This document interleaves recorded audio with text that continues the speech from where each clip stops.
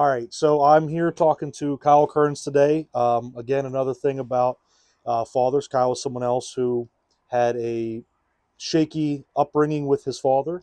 So, Kyle, start us off in the beginning and how things started. Uh, so it started way before I was born.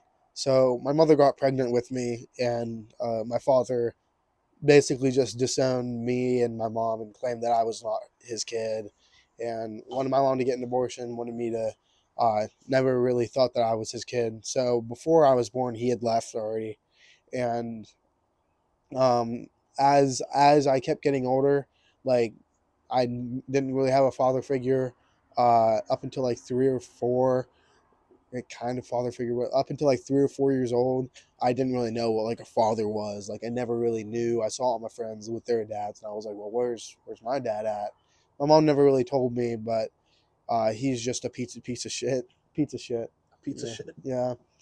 He's drug addict, likes robbing people, and then he claims that he tried to do all this good stuff and lies about everything. Lied about being in the Marines. Lied about uh, how he treated people, and he's just a terrible person. So I never really wanted him in my life. But uh, I would say that my mom's ex boyfriend stepped up in a way to be my father figure, but not as much because I was never really close with him. I was only ever close with him whenever it was convenient for the both of us, not whenever I would need somebody to teach me something. It was always very um it was never like your conventional father figure that you would encounter on in an everyday basis like you would with normal family, mom, dad, white picket fence and everything. Yeah. So, you mentioned, seeing your friends with fathers and stuff, and what are the types of things that you saw that you thought you're clearly missing out on? Teaching me to actually be a man, stand up for myself. Like my mom taught me stuff. She taught me cook, clean, be respectful, manners. But she didn't come from a place of power. She didn't have any power. She didn't know how to assert herself in any way. She told me to do the best that I could, but she never pushed me. She never pushed me to do something that I didn't want to do. She always made me do what I wanted to do.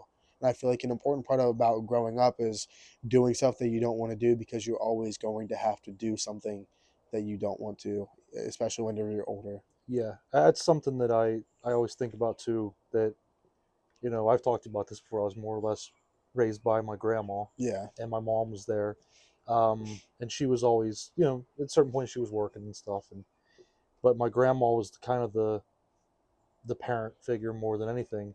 But yeah, she didn't like push me to do things I didn't want to do. It was Yeah. easy for me to throw my little fit and quit football because the coach said something I didn't like, Yeah. and there wasn't a father figure there like, no, you're not quitting. That's not what we do. Yeah. And that's something I've tried to, as you know, my kids don't quit anything because I won't allow it. Most of the time. Most of the time. Most of the Most time. of the time. Everybody has an exception here and there. Yeah, Like yeah. my grandma was the same way, because for a big portion of my life, after I was probably like 5 or 6, my grandma really took over as my parental figure.